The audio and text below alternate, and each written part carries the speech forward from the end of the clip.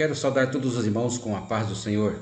Que o Senhor Jesus se faça presente em nosso meio, o Espírito Santo possa estar aqui conosco, os santos anjos, e que vocês, tanto agora quanto saírem daqui, possam sair saciados com a palavra do Senhor.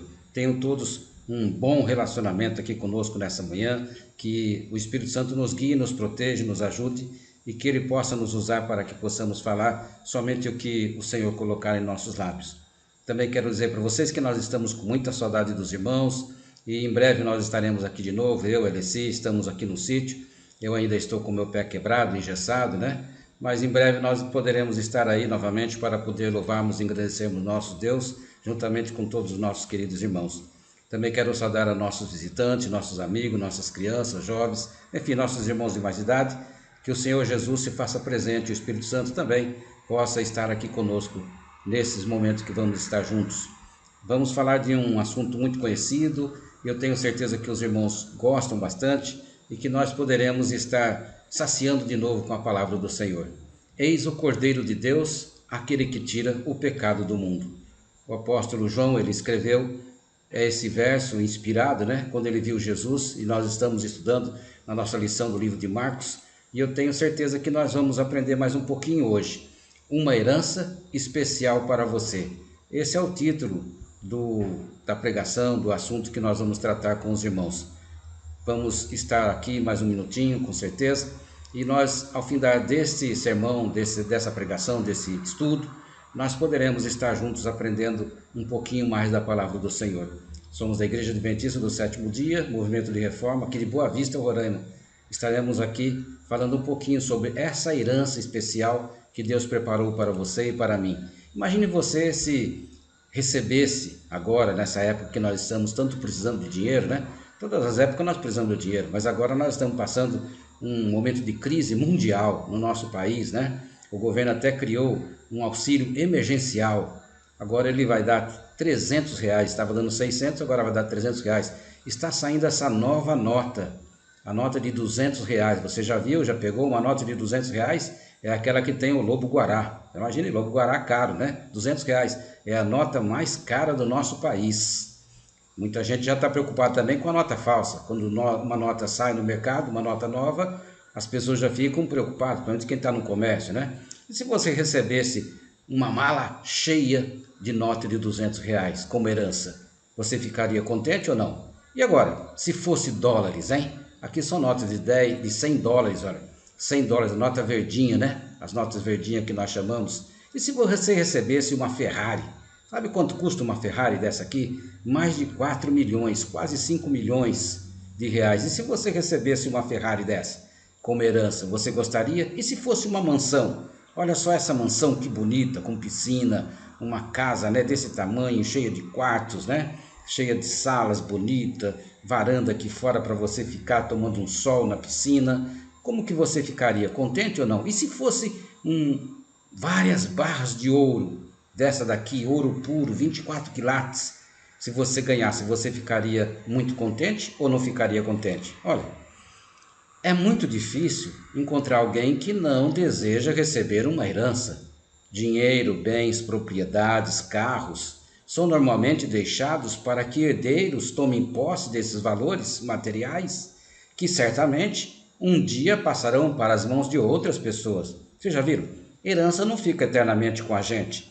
Você vai ficando velho, os seus filhos ou os seus herdeiros acabam ficando com os seus bens, alguns perdem esses bens, na verdade. Estamos cansados de ver isso na história. Muitas pessoas recebem uma fortuna muito grande de herança e logo a seguir eles perdem toda essa herança. Mas Deus, Ele tem também uma herança para mim e para você. Deus também oferece uma herança não para herdeiros específicos, mas para todos que desejam recebê-las.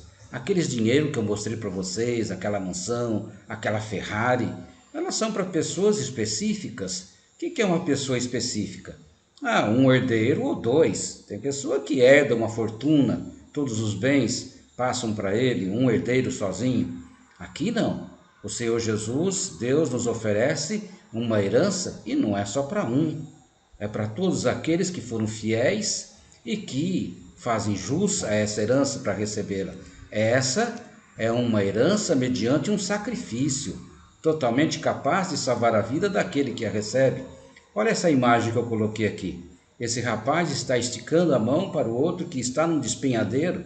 Essa montanha ele só vai conseguir subir, ele já estava cansado talvez, caindo aqui nesse buraco, e o outro colega está esticando o braço para ele. Olha aqui, a mão ainda não está pertinho.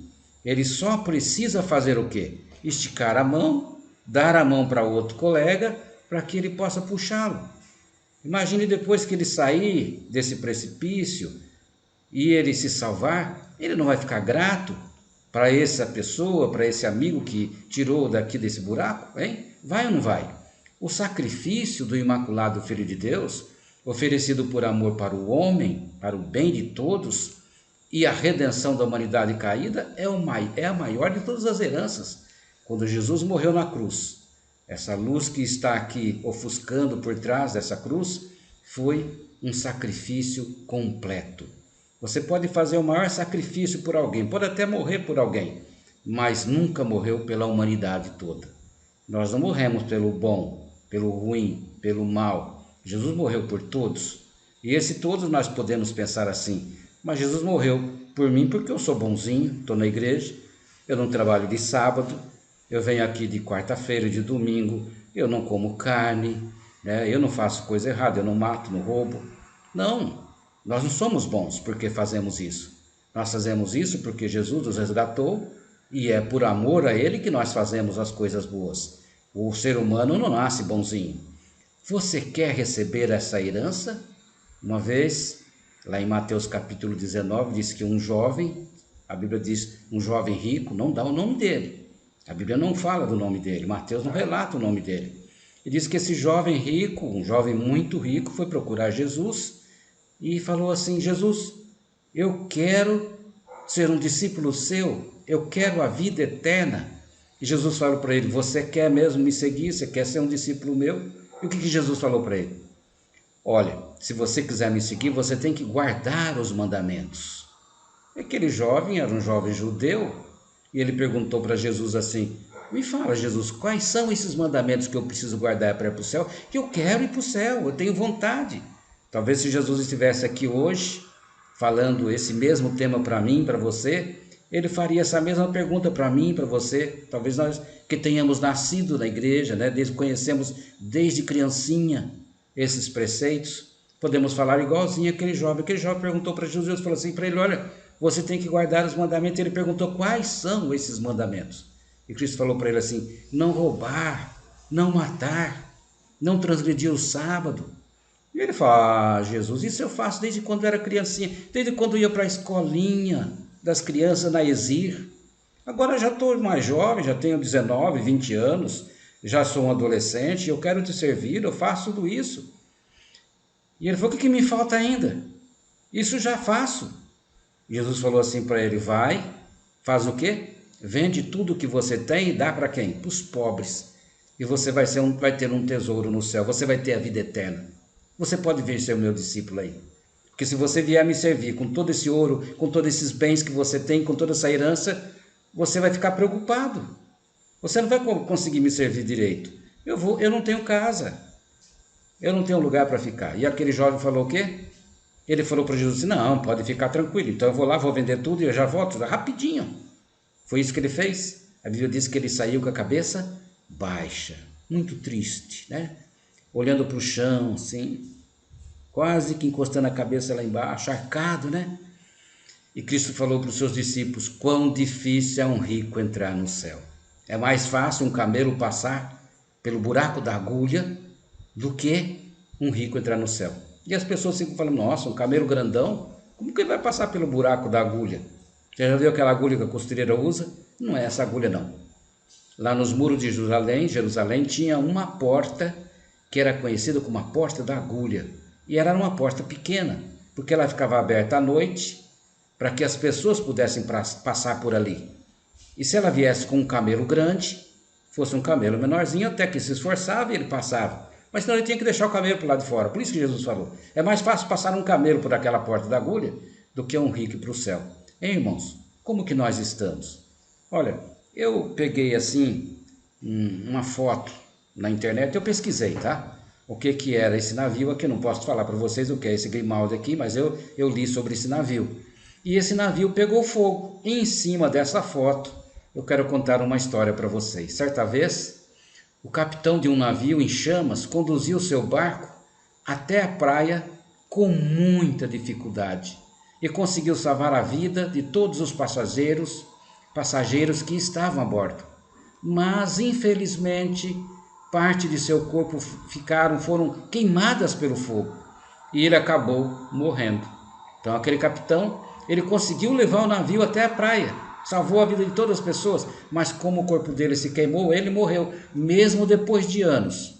Os passageiros que foram salvos por aquele capitão se lembravam do episódio e diziam com lágrimas: ele morreu para nos salvar. Dizem que o capitão deve ser o último a sair do navio quando ele sofre um naufrágio. Não é bem assim que mostra a história, né? Vocês já viram aquele livro do Titanic, talvez já tenham assistido o filme. O capitão quis sair primeiro. Esses dias um navio também naufragou perto da França e o capitão foi embora, pegou o primeiro bote que tinha salva-vida e foi embora, deixou o navio por lá. Irmãos, será que isso acontece de fato? Com certeza, essa história que eu falei para vocês, que eu li agora, não consegue ilustrar o sofrimento do amado Cordeiro de Deus, a dor que envolvia Jesus no trajeto do Calvário, não pode ser comparada com a dor de um capitão no trajeto até a praia ou de qualquer sofrimento humano. Ele morreu para salvar as pessoas que estavam no navio. Esse navio que eu falei para vocês, agora eu quero falar mais um pouquinho, depois se você quiser ver, esse navio transportava muitos, milhares de carros novinhos e ele afundou. Esse navio que eu mostrei primeiro para vocês é esse navio aqui. Ele estava cheio de carro zero e afundou com tudo. Perderam todos os carros daquele navio, né? Nenhuma cena de resgate no mundo emociona tanto os corações sensíveis quanto a morte de Cristo na cruz. Jesus morreu aqui, ó. Eram 3 cruzes. Jesus morreu nessa cruz do meio. Por que Jesus morreu? Cristo carregou o peso do pecado do mundo todo. Não era a cruz o instrumento mais pesado, mas sim o angustiante peso dos pecados da humanidade. Quando Cristo morreu na cruz, ele não morreu porque ele foi açoitado, bateram nele, cuspiram nele, puseram em sua cabeça uma coroa de espinhos, furaram os braços, as mãos dele, pregaram as mãos, os pés. Foi um sofrimento muito grande, mas o maior de todo sofrimento foi Jesus carregar o pecado de todo mundo em suas costas. Quando Jesus estava aqui na cruz, quando ele faleceu nessa cruz, quando ele morreu, ele olhou para aquelas pessoas que estavam embaixo.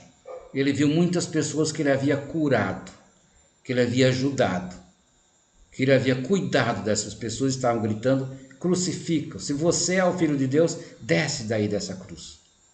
Esse foi o problema pior que Jesus estava aqui. E Jesus não estava sofrendo só por aqueles que estavam em volta da cruz. Ele estava sofrendo pelos que viveram antes, bem no comecinho do mundo, desde Adão, desde o pecado de Adão e Eva, até o último pecador da história do mundo. Isso inclui a gente, eu e você. Jesus estava ali sofrendo uma cena espantosa, o inocente pagando pelo culpado. Ele suportou tal sofrimento por amor a você e a mim. Jesus não foi para essa cruz carregado à marra, na força. Bateram nele porque ele não queria morrer. Não, ele se entregou. Ele não reclamou, ele não xingou ninguém. Pilatos até ficou assim surpreso, né? Deus criou o homem com capacidade de se emocionar e se comover. O homem sorri, o homem usa expressões que ele tem de felicidade, não é verdade? Mas não é só isso. Muitos choram diante de situações de tristeza, outros com as lágrimas nos seus olhos de recordações do passado. Então, nem sempre o choro quer dizer que nós estamos chorando porque nós estamos sentindo dor ou estamos recebendo uma notícia ruim. Agora, com essa época da pandemia do Covid, no Brasil já são quase 150 mil pessoas que faleceram. Dessas pessoas, mais de 100 mil são pessoas de mais de 100 anos. o grupo de risco. E o restante, uns 50 mil, essas pessoas são mais jovens, menos de 50. Então faleceram muitas pessoas. Se você for ver, 50 mil pessoas são pessoas de menos de 60 anos. 50, 40, 20 anos. Então nós vemos que, infelizmente, muitas pessoas choraram porque perderam seus parentes, seus amigos. Mas muitas vezes nós choramos de tanto rir. Você já não chorou porque riu demais? A pessoa ri tanto que ele começa a chorar. Mas não é desse riso que eu estou falando. O apóstolo João contemplou a cruz e escreveu: ali o crucificaram, e com ele outros dois, um de cada lado e Jesus no meio. João 19, verso 18. Aqui estava um ladrão do lado direito, do lado esquerdo, outro ladrão. Jesus não foi crucificado no meio de pessoas boas. Esses aqui não prestavam, nós podíamos dizer assim. Eram criminosos, mataram pessoas, roubaram, estavam pagando pelos seus pecados. Tanto é que o ladrão do lado direito, esse aqui, falou para Jesus assim: Senhor, me perdoa, eu queria ir para o céu, mas eu nunca tive condições. E o outro daqui do lado falou assim: desce daí, se você for o Jesus, desce daí e salva a gente também, para que nós possamos continuar roubando. Nós queremos roubar um banco, nós queremos roubar um supermercado, nós queremos matar muitas pessoas, nós queremos joias, queremos dinheiro, queremos fama. Mas esse daqui falou assim: olha, rapaz, fica quieto, você não sabe de nada, esse aqui nunca roubou, nunca matou, nunca fez nada de errado. Nós sim estamos pagando pelos nossos pecados. E ele falou para Jesus: Jesus, tenha piedade de mim.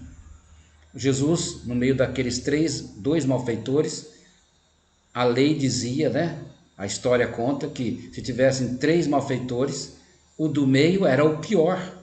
Então, quando eles colocaram Jesus aqui, colocaram essa plaquinha aqui em cima, quando Pilatos pregou essa plaquinha aqui, mandou que os soldados pregassem, estava escrito nela: Jesus Nazareno, Rei dos Judeus. E os judeus falaram assim: não, tira esse negócio daí, arranca logo essa plaquinha daí, ele não é nosso rei, não. Ele não é nosso rei, por isso que nós mandamos matar. Até hoje, os judeus não aceitam Jesus como quem? Como seu Salvador. Até hoje. Eles só acreditam na Bíblia até o último livro do Velho Testamento. Eu pude estudar meu curso de letras e também o curso de pedagogia na Faculdade dos Judeus, lá em São Paulo. E eles não acreditavam em Jesus. Eu estudei 4 anos de grego e hebraico com eles, e a Bíblia que eles estudavam, a Torá, não tinha o Novo Testamento, só o Velho Testamento. Então vejam vocês, esse Jesus aqui, ele veio para a gente. Ele mesmo falou: eu vim para os meus, mas os meus não me receberam. Contemplando essa cena, que provas ou infortúnios poderão arrancar de nossos lábios um grito de tão grande dor? A hora que nós vemos essa cena da cruz de Cristo, ele morto na cruz, será que nós não sentimos nada? Ficamos absortos?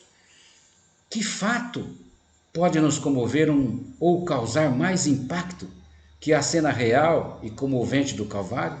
Existe alguma coisa que pode causar uma impressão maior em nossa vida do que isso? Quanto mais contemplarmos a cruz de Cristo, tanto mais adotaremos a linguagem do apóstolo quando disse: mais longe esteja de mim gloriar-me a não ser na cruz de nosso Senhor Jesus Cristo, pela qual o mundo está crucificado, para mim e eu para o mundo. Gálatas 6,14, está no livro Desejado de Todas as Nações, página 661. Vejam vocês que Jesus, quando ele morreu na cruz, ele estava morrendo em nosso lugar. Ele morreu pelo pecado de todos, para que nós pudéssemos alcançar a salvação. Nós que merecíamos morrer na cruz, ele morreu em nosso lugar, em outras palavras, Bom seria passar cada dia 1 hora de reflexão, pelo menos, aqui diz, passar 1 hora, pelo menos, recapitulando a vida de Jesus na manjedoura ou Calvário. Devemos tomá-la ponto por ponto, deixando que a imaginação se apodere vividamente de cada cena, em particular das cenas finais de sua vida terrestre. Contemplando assim seus ensinos e sofrimentos e o infinito sacrifício por ele feito para a redenção da raça humana, podemos revigorar nossa fé, vivificar nosso amor e imbuir-nos mais profundamente do Espírito que sustinha nosso Salvador. Está na meditação matinal de 1977, Maranata, o Senhor vem, página 75. Então, seria muito bom, diz aqui, se nós ficássemos pelo menos 1 hora todos os dias, meditando, refletindo sobre Jesus desde a manjedoura até o Calvário, especialmente, diz aqui, nas cenas finais de sua vida terrestre, a traição dele pelos discípulos, o que Jesus sofreu naquele julgamento mau, infiel. Nós poderíamos estar pensando assim: quando nossos olhos se desviam da cena do Calvário e nossos pensamentos não se demoram ali, é muito provável que coloquemos os olhos em nós mesmos, em nosso bem-estar terreno. Aí começamos a querer as coisas desse mundo. Queremos estudar, não para que nós possamos aprender mais para levar o Evangelho para frente. Queremos estudar para que nós possamos ter um salário melhor, ter um emprego melhor. Não nos lembramos dos mais pobres, dos mais necessitados, daqueles que precisam do Evangelho. Não falamos de Jesus para as pessoas. Começamos a viver uma vida que cada vez nós queremos mais dinheiro. E não sabemos que o tempo passa, os dias voam. Irmãos, nós já estamos hoje, Hoje é dia 10 de outubro de 2020. Eu falei para vocês na última vez e quero repetir novamente. Quantas pessoas morreram nesse ano? Pessoas que queriam estar aqui e não estão. Você pode estar pensando: o que eu preciso fazer agora? Depois de tudo isso que o irmão Josias está falando aí, o que eu preciso fazer? É simples. A resposta para essa pergunta é muito simples. Entregar o coração a Jesus, aceitar seu sacrifício e confessar os pecados buscando perdão. Dessa forma você pode receber a justiça de Cristo e herdar a herança incorruptível da vida eterna. Olha, é simples, é tão simples que as pessoas procuram não fazer as coisas simples. Jesus, ele morreu para nos salvar. Você só precisa se entregar para ele e falar: transforme a minha vida como a sua. A Bíblia diz que nós devemos olhar para Jesus, autor e consumador da nossa fé. Nós paramos de olhar para Jesus, começamos a olhar para as pessoas. E geralmente nós olhamos para as pessoas piores do que nós. Nós olhamos para o irmão da igreja que está fraco na fé, não vem na igreja, não dá o dízimo, não comunga, come carne, talvez tenha sido até cortado da igreja. Você encontra com ele e fala: oh, que vida cruel. Mas eu pergunto para você, não olhe para as pessoas que são piores do que nós. Olhe para aquela que é melhor que você. O apóstolo Paulo disse para Timóteo: seja exemplo dos fiéis. Ser exemplo dos fiéis é ser exemplo de pessoas melhores que a gente. Não, nós queremos olhar para o outro que está mal e falar assim: sou melhor que ele. Olha, o fulano não faz nada. Olha bem você, que tem feito? Principalmente pela pregação do Evangelho, hein? Agora você encontra 3 promessas inseparáveis. Eu quero falar para você agora de 3 promessas inseparáveis. Eu achei essa imagem linda. Eu fiquei pesquisando na internet para achar uma imagem bonita. Já vi muitas, mas eu nunca tinha visto uma imagem com 2 arco-íris assim, com essas plantas bonitas aqui embaixo, essas flores, essa montanha. Eu nunca tinha visto. A primeira coisa é a graça salvadora. A segunda coisa, a fé pela qual o pecador aceita a salvação. E a terceira, o amor que faz operar essa salvação através de uma vida dedicada a quem? A Deus e a seu serviço. Olha, a graça salvadora, nós somos salvos pela graça. Qualquer igreja, você vai lá e o pastor vai estar falando, o padre vai falar: nós somos salvos pelos méritos de Cristo. Só que uns falam assim: você está salvo, mas você não precisa mais guardar a lei. As igrejas protestantes, a maioria falam isso, né? A igreja católica, ela fala que você deve obedecer o catecismo. No dia do sábado, colocar o domingo. E as outras igrejas foram tudo atrás. Parece que tinha uma manada, assim, e lá na frente está a igreja católica, e atrás estão as outras igrejas protestantes, todos eles seguindo. Você pode ir em qualquer igreja, não me leve a mal, se você é de outra igreja. Mas olha, todas as igrejas, elas falam para que você santifique o quê? O domingo ou o sábado? E na Bíblia, manda santificar o quê? O domingo ou o sábado? E por que é que nós guardamos o domingo nessas igrejas, né? Nós não, essas igrejas guardam o domingo, hein? Aí a fé, falta a fé, né? Para continuar aceitando a salvação de Jesus. E depois falta o quê? O amor, um amor que opera pela salvação, para que as outras pessoas possam encontrar com Jesus. Lembra do verso que eu li para vocês lá no início? Toda vez que vocês veem eu pregando, quando eu chego de novo no verso, lembra-se disso. Pode lembrar, pode marcar aí. Vocês que gostam de marcar e falar assim, ele está falando demais, né? Quando eu chego no verso que eu usei para iniciar, é porque eu já estou terminando. Eu quero deixar esse verso novamente para vocês. Eis o Cordeiro de Deus, aquele que tira o pecado do mundo. João 1, 29. Jesus, quando ele foi batizado por João Batista, nós estamos estudando isso na nossa lição da escola sabatina, não é verdade? Por isso que eu trouxe esse assunto, né? Jesus, ele é o Cordeiro Imaculado.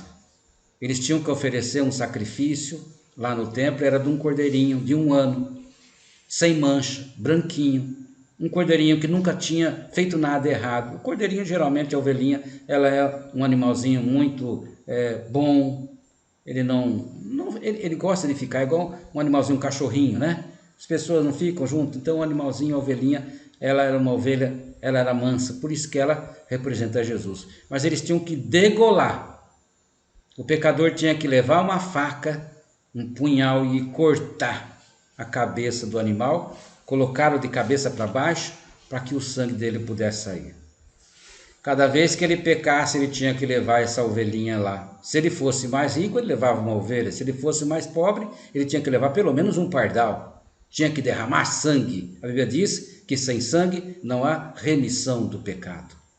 Que o Senhor Jesus possa te abençoar, para que nós possamos olhar para Jesus. Jesus foi batizado por João Batista e diz que logo que João batizou Jesus, apareceu no céu uma voz que dizia: este é o meu filho amado, nele me comprazo. Vejam vocês que Jesus, ele era o Filho de Deus. Não foi isso que a voz disse? Este é o meu filho. Quem falou? Hein? Fala para mim. Quem falou? Ali apareceram os 3 agentes do céu, a divindade. O Pai falou: este é o meu filho. Quem tem filho, por exemplo, eu tenho filho. O Levi, que está aí na igreja agora, é meu filho. Tem a Josiane lá em Campinas, tem o William que está lá em Uberlândia. Eles são meus filhos. Agora eu posso falar assim, aí na igreja: o Levi é meu filho amado. Alguém que fala que é meu filho, por que é o filho? Porque é o pai. Então, alguém falou: este é o meu filho, foi o pai dele. Não adianta qualquer igreja falar que só existe um. Vocês já viram a igreja falar isso? Tem uma seita que fala que só existe uma pessoa, só existe Jesus, não existe Deus. Mas foi Deus que falou: este é o meu filho. Ou então tem que tirar esse verso da Bíblia e substituir. E diz que ali apareceu também o Espírito Santo em forma de quê? De pomba. Os 3 estavam presentes. E tem gente que fala que só existe Jesus. Outros falam, outras igrejas falam que só existe Deus. Outros falam que só existe o Espírito Santo. Não, existem os 3. E os 3 estavam aqui, olha, quando João Batista batizou Jesus. E eu quero deixar esse verso para você novamente. Eis o Cordeiro de Deus, aquele que tira o pecado do mundo. Se você tem pecado, se você está com a sua vida meio atrapalhada, está na hora ainda de nós podermos nos entregarmos a Jesus. Várias pessoas que começaram esse ano morreram. Muitos deles morreram no pecado. E muitas vezes eles foram enterrados em valas. Vocês viram isso daí em Manaus, em São Paulo? No mundo aconteceu isso. Os mais pobres foram enterrados em valas únicas. Essas pessoas, ninguém sabe onde ele está enterrado. O pai vai ver lá no cemitério, vai numa vala, como se estivesse numa guerra. Na Segunda Guerra Mundial, muitas pessoas foram enterradas assim. Nas guerras que nós estamos vendo ainda, que existe lá no Oriente Médio, as pessoas morrem assim. Mas Jesus, ele veio para tirar o pecado da gente, para que nós pudéssemos ser valorizados novamente. Eu quero deixar esse verso para vocês, a todos os irmãos, né? Que Deus possa estar com todos vocês. Desejo a todos, nossos queridos irmãos e visitantes que estão presentes aqui, e que não estão também, muito sucesso na sua vida material e espiritual. Que Deus possa abençoá-los. Que a graça do Senhor Jesus Cristo, a comunhão do Espírito Santo e o amor de Deus permaneça com todos vós. Amém. Que Deus os abençoe.